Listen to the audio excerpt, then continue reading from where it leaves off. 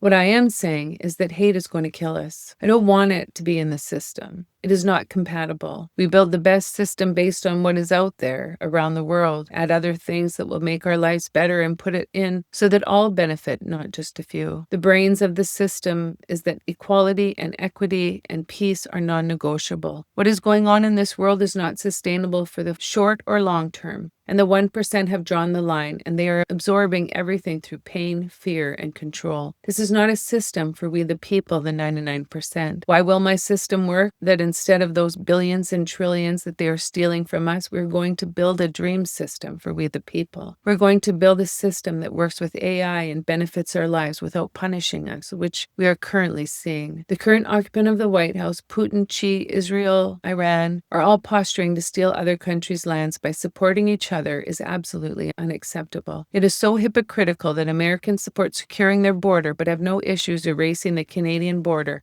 and then telling Canadians you don't have a vote and we will steal your water and precious resources. Now the current occupant is meeting Putin in Alaska, and in his news conference he called Alaska Russia a couple times. Imagine a US president doing that before, but it seems that we have a mole in the house. This should frighten even his staunch supporters. You're being given to Putin on a platter, served up for some strange reason. The absolute arrogance and hatred being spread is unbelievable. So know that the GGDI will not work with the current administration of the US, Russia, Israel, Iran, China, etc. Their kind of governance violates the core principles of the GGDI 7 gens and at Sammy 71 Earth. And I never thought that I would say that, but yes, the system will not work with the current US, which I am just waiting for the economic hammer to hit. And I don't think the American people understand the damage the current occupant of the White House and the administration is doing to your country. I don't think you realize that all these new trade agreements Canada and the other free world are making don't include you. The world has moved on at a rate no one could have ever predicted. And we, the people, are demanding more from our government. We don't want our government to fund genocide, and we will suffer some economic hardship and also the discomfort that change brings to build a better and stronger country and economy, and always promote human rights around the world and at home. I don't think that Americans understand that it will take generations for the world to look on your country in a good light. There are a few reasons that we believe this damage will take generations to heal, besides the absolute arrogance, ignorance, hatred, racism, bullying,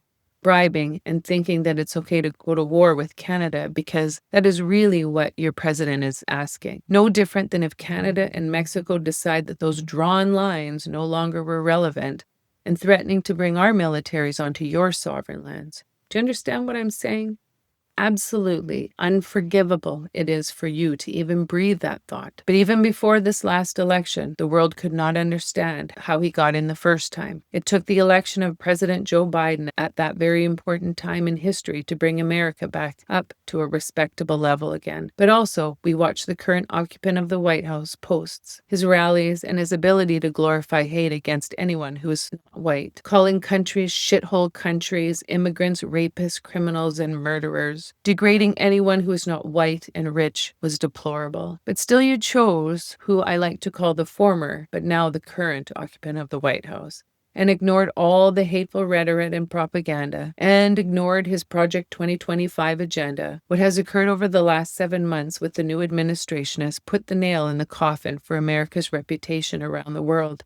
And he is now just winding up to start the military takeover of America. Today, he brought in the National Guard into D.C., saying other democratic cities are next. The false life or narrative that is projected in your country and around the world is the so-called American dream, while you have now announced that birth control will be outlawed. And today, the Supreme Court is now looking to overturn same-sex marriage or marriage equality. Knowing your Supreme Court is compromised and has proved that they are being financially and vacationally being rewarded. They're flying controversial flags and not recusing themselves for cases that they should shows exactly how much of a myth your democracy is. If one man, backed by a corrupt Supreme Court and the rich, can take over and destroy an entire country in such a short time. So far, your lower courts have held, but the failure has been the highest court of the land, which in itself is criminal. Americans acting very religious but cheering when women's rights are taken away, when young women are dying because these same so-called religious men are torturing women, punishing women and girls, and doctors by criminalizing women's health care while not putting any responsibility on the men who are responsible for making these pregnancies. Making a woman an incubator goes against the family and the fetus's rights. Letting women bleed out, go septic, and suffer infertility and death is not a country I would ever model, nor would I want to live in a country where my daughter has fewer rights than an animal. Your government is bought and paid for by the rich, and they are okay to set out a picture of how to keep total control by controlling algorithms and posts. But since people are starting to demand change, and this is where the fight is happening, we have to change or we will all perish. Also, life in our lives should not be this hard or uncomfortable. Americans are in big trouble right now and are sleeping at the wheel. Electing someone so full of ego, greed, and hate is exactly what you get. You know the saying, you get what you got? Well, we all warned you, and now the nightmare is just starting. And it is time to wake up and fight for your country. Otherwise, it will be too late and there will be no take back. Americans also have to realize that the world has moved on and it does not include them. The man and the administration that the Republicans have put in place to represent you have offended the entire world. They are threatening, bribing, bullying, and thinking that they are the rulers of the world, but the rest of the free world have built a world not including the US. And this will hurt the country for generations to come. So there is a non-negotiables for the system, and that is built into the brains of the system. And we will stand by our mission and promises.